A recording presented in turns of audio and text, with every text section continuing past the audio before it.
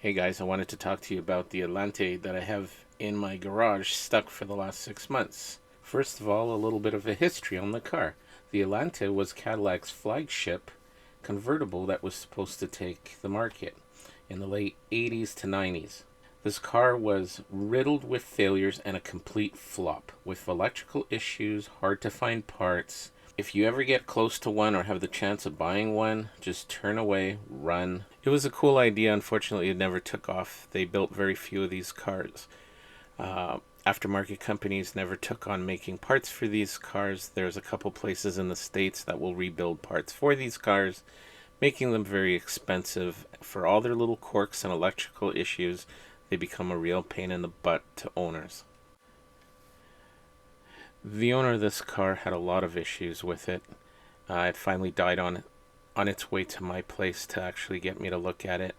I took on this project because I like a challenge and I really wanted to help my buddy out with this car. These cars are known for electrical problems and that the battery goes dead and stuff. You can chase this forever. It's generally the trunk switch is gone or the electrical motors for the convertible top. There is also the control management system that has problems and it leaves things and lights running at all time.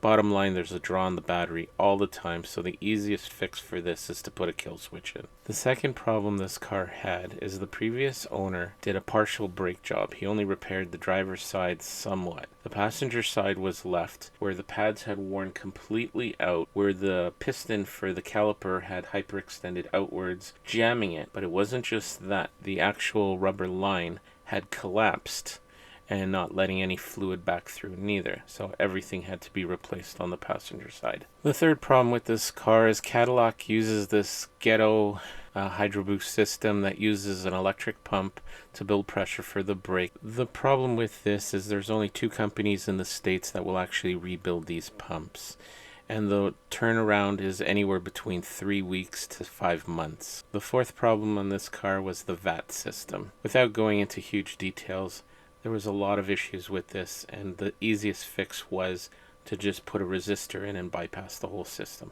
The fifth problem on this car is the door switches were broken, so they ended up having to get rebuilt as well. For what it's worth, these are really cool cars, but they're not worth all the delays that it takes to get any parts. You're going to be spending months finding parts for these cars, hours searching for parts for these cars. This car will be more in your garage than you actually driving it. This car was dropped off August 20th, 2024.